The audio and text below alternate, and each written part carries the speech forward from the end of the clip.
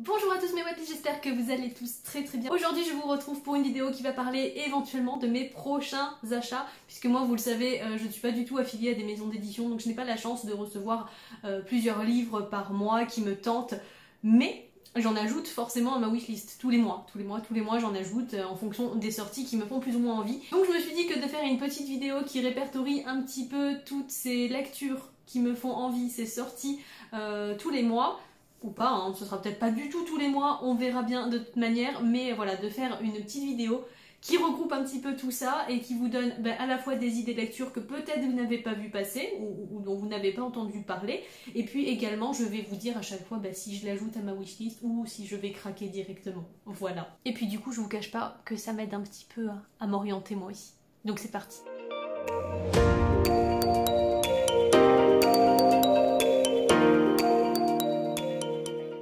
Là je vais explorer les sorties du mois de septembre qui me font très envie. Je crois qu'il y a 2-3 exceptions avec des romans, enfin des sorties de fin août il me semble. Alors oui, du coup il y a 2 petites exceptions sorties tout fin août, donc je vous les présente rapidement et ce sont des livres qui me font vraiment très envie. D'abord il y a Effet miroir de Pierre Macchio, sorti aux éditions Delcourt le 26 août dernier, et il me semble que c'est un roman graphique, ça me fait trop envie.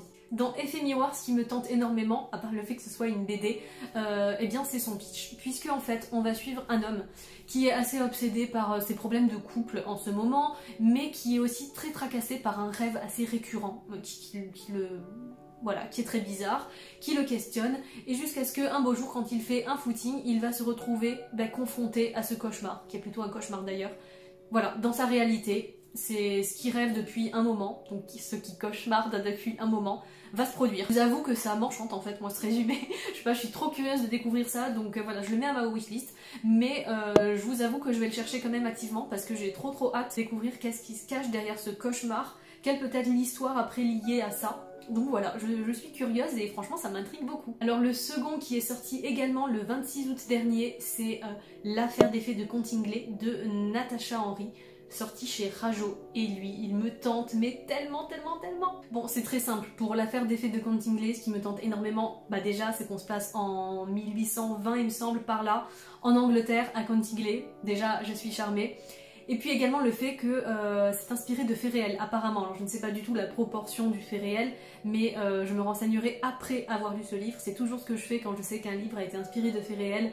Voilà, je lis mon livre, je savoure tout ça, et puis c'est ce qui me donne encore plus envie après d'aller faire mes recherches et de voir un petit peu quel a été le fait réel derrière tout ça. Donc c'est ce que je ferai de toute manière, et ça me tente énormément puisqu'on va suivre en fait 2 petites filles apparemment qui vont se faire réprimander pour une bêtise ou une maladresse, je ne sais pas trop, par leur maman, et qui vont sortir une excuse qui vient un peu de nulle part mais à laquelle la maman va croire, puisque une des 2 jeunes filles, des 2 enfants, ce sont des enfants je crois, qui ont moins de 10 ans, est assez photographe dans l'âme, et elle va prendre une petite photo montage avec des fées fabriquées en carton, tout ça, et elle va dire qu'en fait elle a croisé des fées, et voilà, la maman va croire en ça, elle va leur demander d'autres photos. C'est une petite touche de fantastique qui se mêle à un univers complètement réaliste du 19e siècle, donc voilà, ça je suis hyper curieuse de le découvrir, et je l'ajoute à ma wishlist celui-ci. Ensuite du coup je vais procéder par ordre de parution dans le mois. Un roman qui est sorti le 2 septembre et qui me touche énormément de par son sujet. Il s'agit de Entre fauves de Colline Niel, édité chez les éditions du Rouergue. Et ce titre me tente énormément parce que c'est un sujet qui me touche profondément, qui m'écœure, et j'ai trop envie de lire ce livre. Le roman de Colline Niel, waouh, il m'inspire de fou puisque c'est un sujet qui m'exaspère, Voilà. C'est un sujet qui va traiter du braconnage. Comment vous dire? On y suit un homme qui travaille en fait dans un parc national, je sais pas si c'est exactement un zoo ou plus un parc zoologique, et qui est donc chargé de la surveillance et de s'occuper d'un ours, lorsqu'en fait il va disparaître, cet ours, donc on ne sait pas comment, et il va être très inquiet justement, et dans le même temps il va tomber sur les réseaux sociaux sur une photo d'une personne posant donc avec un lion, arc en main. Voilà, ça se passe de commentaires, c'est terrifiant, on en voit régulièrement passer sur les réseaux sociaux, si vous suivez un petit peu ça, c'est assez courant, voilà, des gens qui vont se faire plaisir en massacrant des animaux sans défense qui sont parqués et voilà, ils payent pour ça, ça leur fait plaisir ma foi d'abattre des animaux, c'est juste abominable. Bref, c'est ce sujet-là principalement qui revient et il va se faire pour mission de le buter clairement. Non, pas de le buter, mais arrête de le trouver et d'essayer de lui faire la peau par tous les moyens. Voilà, je ne sais pas du tout jusqu'où ça va, hein, son esprit de vengeance, mais il a très peur pour son ours du coup qui est un petit peu dans la nature, on ne sait pas par quel biais, mais bon voilà. Et quand il voit cette personne dont il connaît qu'un nom en fait, qu'un pseudonyme, Legolas, voilà, et bien il se donne pour mission de le retrouver et lui faire la peau. Je suis sûre que vous serez également très sensible à ces sujets, mais quand je vois ces photos, j'en pleure, c'est vraiment terrible. Après, je suis bouleversée pendant des heures et à me dire que ça arrive.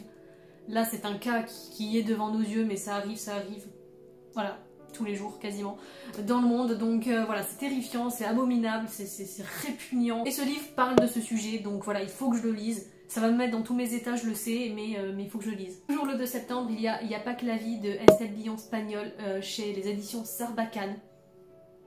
Voilà. Dans ce roman jeunesse young adulte, je crois que c'est un young adulte, il n'y a pas que la vie. Ce qui me tente, c'est la violence de la réalité des choses en fait, tout simplement. Ça m'inspire de fou puisqu'on unifie un groupe d'amis apparemment. On dit souvent que quand quelqu'un disparaît, nous quitte, le plus dur c'est pour les vivants. Voilà, la personne elle est morte de toute manière, elle est partie, elle est plus là, mais les vivants, ils doivent vivre avec ça et c'est terrible. Et reste les vivants. Voilà, et c'est avec ça qu'on doit vivre après. Clairement c'est un sujet qui est très douloureux, qui ne laisse personne indifférent, on sait très bien que ça peut arriver à nous tous. J'espère que ce roman il aura une petite dose de morale, mais que également il gardera une innocence en fait de ces moments de partage. Voilà, j'en attends en fait beaucoup de ce roman, je le mets sur ma wishlist, je vais pas l'acheter de suite, mais je me le procurerai, hein, ça c'est certain. Je vais le mettre dans ma wish et puis on verra bien quand il arrive, à quel moment je suis prête pour le découvrir. Mais ouais, ça me fait très envie et je pense que c'est très fort, que ça doit être un roman douloureux et également plein d'espoir, je l'espère. Le 2 septembre sort également un roman sur fond historique qui me tente énormément, il s'agit de La Messagère de l'Ombre. Alors dans La Messagère de l'Ombre, vous l'aurez compris clairement, c'est un roman historique puisqu'on y suit une jeune fille qui est dactylographe pour le Reich le jour. Mais la nuit, elle est plutôt côté résistance. J'en sais pas plus en fait sur ce roman, je veux pas trop en savoir plus, moi c'est vraiment un sujet qui m'intéresse. Du coup, je ne sais pas plus sur cette histoire, je sais juste qu'apparemment il va y avoir des soupçons là concernant à un moment donné, et voilà. Donc je ne sais pas du tout comment ça va virer, mais j'ai très hâte de découvrir cette histoire, je pense que ça va être assez troublant, assez poignant, émouvant, violent, c'est sûr, hein. Dès qu'on est plongé dans l'ambiance de la Seconde Guerre mondiale, de toute façon... faut pas s'attendre à du magique, donc voilà, j'ai très hâte de découvrir ce roman, j'espère que ça me plaira, et il rejoint ma wishlist. Après est sorti le 3 septembre Alpi the Soul Thunder, qui est un manga aux éditions Kiun. Comment vous dire, j'ai déjà craqué, voilà, je l'ai trouvé sur Vinted pour 3 € la semaine dernière et je suis trop contente, je vais bientôt le recevoir, donc celui-ci c'est bon, hein, j'ai acheté direct, il me tentait trop depuis l'annonce de ce manga, j'ai été trop hypée et par la couverture et par le fait que ce soit une fable écologique, donc de suite, hein, je le cherchais depuis le début et là, une petite affaire à 3 € sur Vinted neuf, je dis oui. Une sortie du 3 septembre qui me fait très envie puisque m'intrigue beaucoup, puisqu'inspirée de faits réels assez glauques. Les enfants du silence de Jing Jung-gong aux éditions... Aux éditions quoi? Aux éditions Philippe Piquier. Alors les enfants du silence, je pense que c'est clairement un livre qu'il faut lire. Hein, voilà, moi je l'ajoute à ma wishlist, je vais le traquer un petit peu ce livre, essayer de le trouver d'occasion également et j'ai trop envie de le découvrir puisqu'il s'agit d'une histoire basée sur des faits réels assez terrifiants, édifiants, complètement obscurs, c'est dégueulasse. Dans cette histoire en fait un nouveau professeur arrive dans une école et va découvrir les sévices portés sur des enfants par les responsables de l'établissement sous couvert de la police, des institutions locales, de tout. En fait, ils sont complètement couvés et c'est absolument répugnant, d'autant plus que ces enfants sont atteints de surdité, donc ils sont complètement sous silence. Et voilà, on va suivre ça, ce sont des faits qui se sont produits réellement dans les années 2005, il me semble que c'est 2005, donc c'est complètement odieux, c'est répugnant et c'est pas si vieux. Et de rompre le silence avec ce roman clairement, et moi j'ai hâte de découvrir cette histoire que je ne connaissais pas. Je trouve ça dégueulasse, ça me dégoûte hein, clairement, mais je pense que c'est le genre de livre poignant et important qu'il faut lire. En tout cas moi j'aime lire ce genre de livre, même si c'est dégueulasse, hein, je vous l'avoue, les sujets, quand on aime le livre, après on se dit mais c'est dégueulasse d'aimer un livre comme ça. Et pour autant ce sont des sujets importants et c'est pourquoi j'ai envie de découvrir ce livre réellement. Et voilà, ouais, j'espère que je pourrai me le procurer. Je vais quand même chercher activement hein, celui-ci, parce que clairement ça doit dépoter, hein, clairement ça doit exploser. Ensuite, le 9 septembre est sorti un petit jeunesse qui m'inspire mais beaucoup trop. C'est le jeu d'Hiroki de Eric Sénabre aux éditions Didier Jeunesse. Il a l'air juste génial. Elle me fait très envie parce qu'on va parler de jeux vidéo. Vous savez que j'adore les jeux vidéo, mais du coup on va y suivre un jeune garçon en fait qui va retrouver dans le grenier ou dans sa maison, je ne sais où, après un déménagement, une vieille console de jeu. Et son papa va lui dire non non mais ça fonctionne plus, il n'y a plus le réseau nécessaire ou je ne sais plus, enfin il n'y a plus le flux nécessaire pour que la console fonctionne, donc ne t'embête pas, ça fonctionne plus. Sauf que le petit il va insister et il va réussir à faire fonctionner la console, et donc avec l'aide de sa jeune amie, eh bien il va découvrir que quelqu'un est piégé dans le jeu, puisqu'il va entendre en fait des cris à l'intérieur du jeu et tout, et il va découvrir ça. Une personne a été bloquée il y a plus de 10 ans dans le jeu, elle est piégée et voilà. Donc ils vont essayer, j'imagine, de découvrir qu'est-ce qui se cache derrière, pourquoi cette personne est là, comment l'en sortir. Je trouve que l'idée est super cool, peut-être déjà vue et revue, mais en tout cas j'ai jamais lu de roman jeunesse sur ce sujet. Ça me fait un petit peu penser à Jumanji dans l'esprit, mais je pense que c'est très différent et l'aspect jeunesse m'intéresse, hein, vous le savez, moi j'aime beaucoup ça. Donc eh bien j'ai hâte de le découvrir, clairement, je l'ajoute à ma wish. Je ne vais pas l'acheter de suite, mais il y sera. Ensuite ici je vous parle de 3 livres qui sont sortis le même jour, le 10 septembre, qui sont complètement différents les uns des autres, avec des styles totalement divers, mais ils m'inspirent beaucoup trop les 3. Tout d'abord il y a les Chroniques d'Asfareo. Ce manga me fait tellement envie depuis que Akata l'a annoncé, franchement j'ai trop hâte de le découvrir, je pense que je vais l'acheter. Je le cherche en tout cas activement, puisque moi vous le savez, j'ai pas grand chose aux alentours de chez moi pour acheter des graphiques, des romans aussi, hein, parce qu'ils sont pas du tout portés sur la nouveauté clairement. Bref, du coup je suis souvent obligée de commander, malheureusement, hein, ça me peine, mais d'un côté je suis obligée de m'adapter à la situation, voilà. Et du coup ben, je vais le commander, je vais essayer de le trouver d'occasion, si c'est possible c'est parfait. Il me tente beaucoup trop, puisqu'en fait on va y suivre l'histoire d'un royaume de manière globale qui en fait est sous l'égide d'un dragon protecteur, un dragon bleu. Et apparemment on dirait qu'il se meurt un petit peu, puisque ça fait des jours et des jours et des jours qu'il ne pleut plus sur les terres d'Asfareo, et c'est pas normal. Donc on va y envoyer une jeune fille, Kurul, je crois qu'elle s'appelle, qui est donc l'héritière d'une famille de prêtres et qui va donc aller en contact avec ce dragon, voir un petit peu ce qu'il se passe apparemment, et genre j'ai juste hâte de découvrir cette fable qui m'a l'air vraiment très jolie. Également il y a La Traversée des animaux de Vincent Cuvelier aux éditions Giboulet. Voilà, ça m'inspire trop, puisque vous le savez, hein, j'adore les romans, les BD, tout ce qui parle d'animaux, hein, c'est une de mes grandes passions, donc moi dès que je vois animaux dans un titre, je suis happée. Et là donc on va y suivre en fait un groupe d'animaux, hein, avec différentes espèces. Un petit groupe d'animaux qui va s'échapper d'un zoo et qui va marcher pendant des jours et des nuits, qui va faire donc une sorte de grande traversée. On va les suivre du coup dans ces aventures là, et puis ils vont décider de marcher encore plus loin que leur but qui n'était pas normalement fixé, et ils vont décider de s'arrêter apparemment dans un petit village devant une cabane en bois. Voilà, c'est tout ce que j'en sais, mais j'ai juste trop hâte en fait. Moi le fait de découvrir un petit groupe d'animaux échappés d'un zoo, déjà c'est cool, et voilà, j'ai trop hâte de découvrir cet aspect là. J'ai hâte de voir un petit peu ce qui va être énoncé ou dénoncé dans ce roman jeunesse. Et ce même jour est donc sorti Le Bonheur est un papillon de Marie-Lise Trécourt aux éditions Erol, et celui-ci, je vais craquer.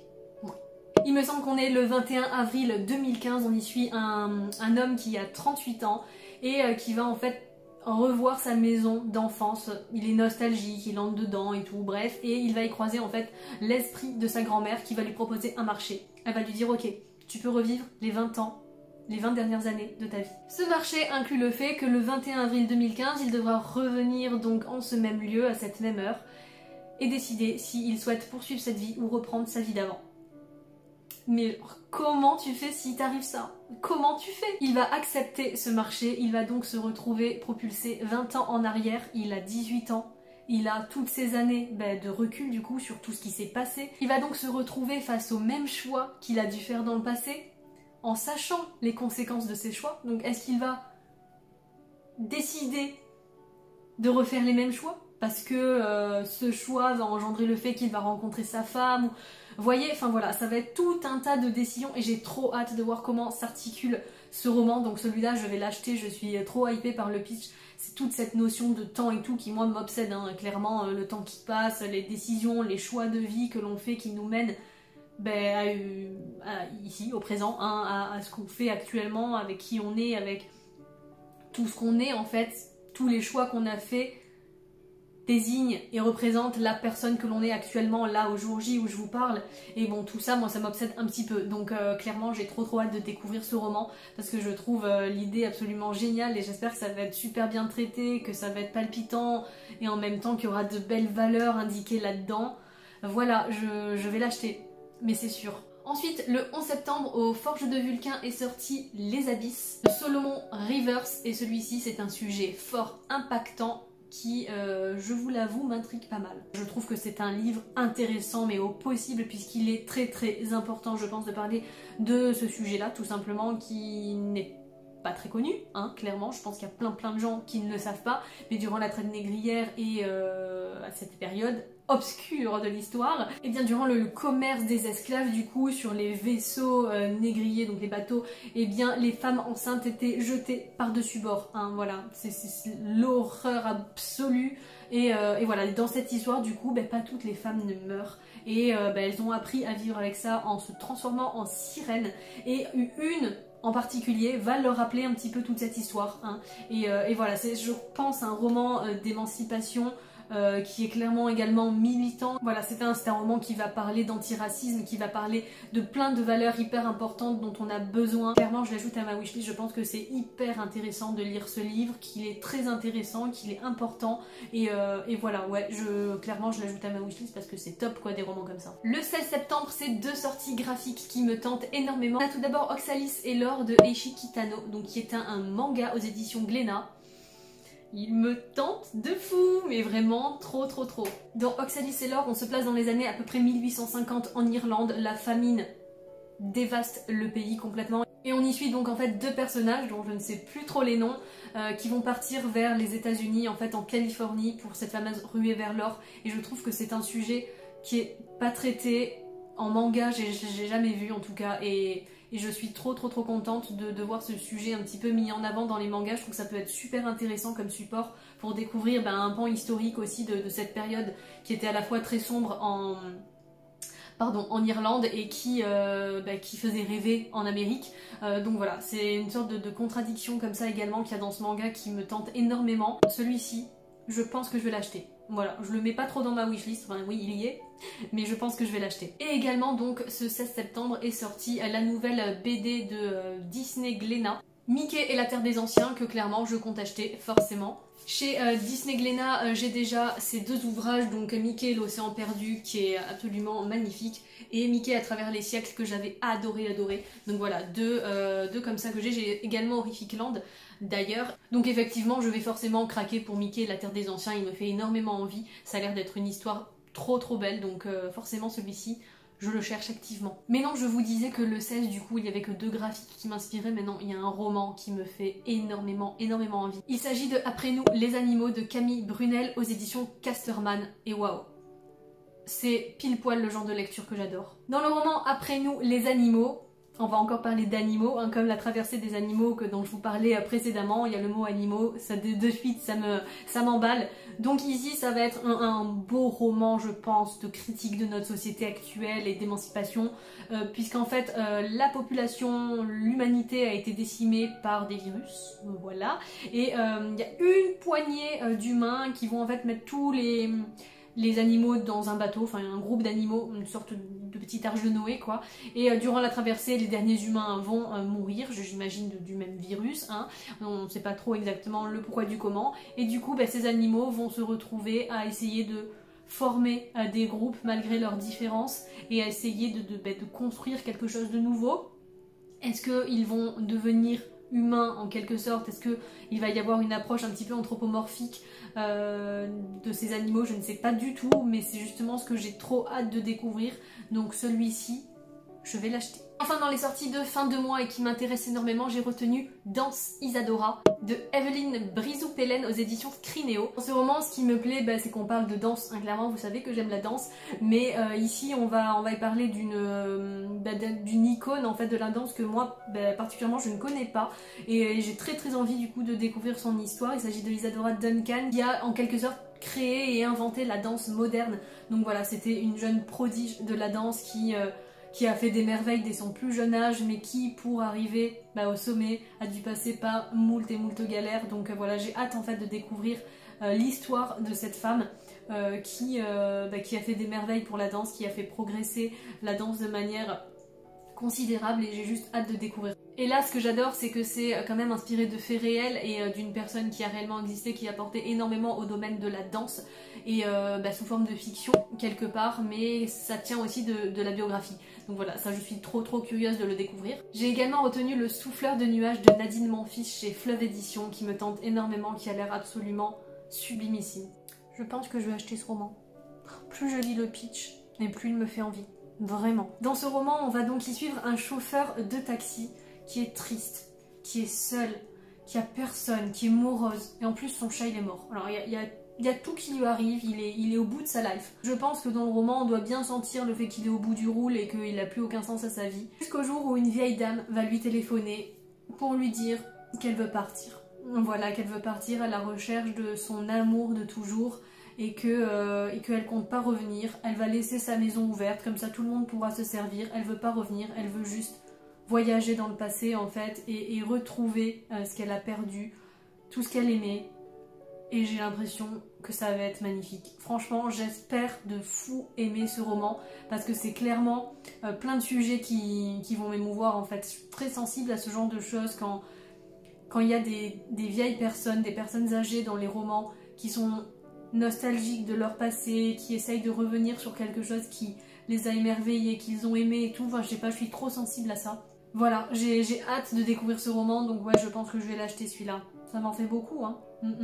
Il faut que je les trouve. Et si on part du coup en fin septembre avec 2 sorties au 30 septembre, il y a la petite BD Spirit, donc le tome 1 qui me tente énormément, de Mara, et c'est les éditions Dracou qui vont sortir cet ouvrage, et franchement ça a l'air super chouette. Donc sur la BD Spirit, je veux pas en savoir de trop, je sais juste qu'il est question d'un spiritologue, donc quelqu'un qui étudie les fantômes, la science des fantômes, et qui va en fait être mêlé à des affaires de meurtre quand un de ses amis ou collègues, je crois, va être assassiné sous ses yeux. Il va pas être pris au sérieux de par son métier qui est un petit peu atypique et qui relève du domaine paranormal, et voilà, il va se retrouver mêlé à tout un tas d'intrigues comme ça, et il va un petit peu se battre pour mettre en avant cette science, il me semble, et je veux pas en savoir plus. C'est un sujet qui m'intéresse beaucoup, j'adore le paranormal, et en plus ça se passe dans les années 1930, donc début 20e siècle, donc ça c'est vraiment cool, et voilà, je pense que l'esthétique est assez jolie, avec un thème paranormal et tout, je pense que ça peut être vraiment cool, donc ça j'ai trop hâte de le découvrir.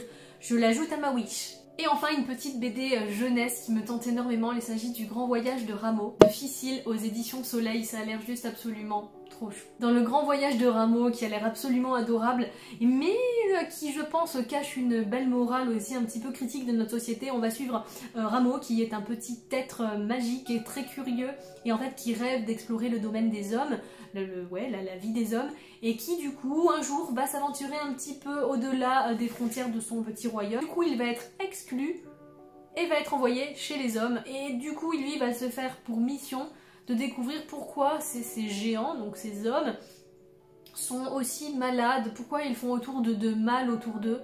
Donc voilà, hein, vous voyez un petit peu tous les thèmes qui peuvent se regrouper dans ce petit jeunesse, donc je pense que c'est tout mignon, que c'est aussi fort en sens, donc voilà, ça j'ai hâte de le découvrir.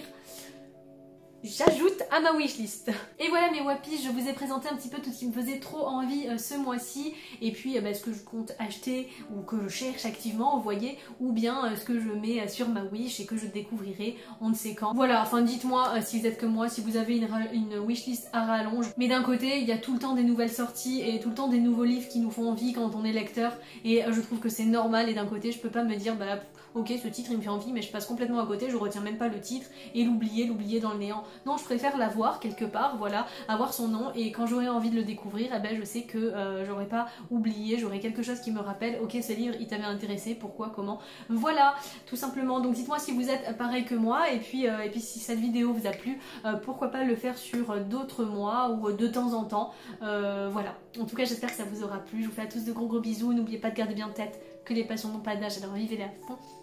J'ai positionné. Vivez-les à fond, je vous fais à tous de gros bisous. Ciao tout le monde!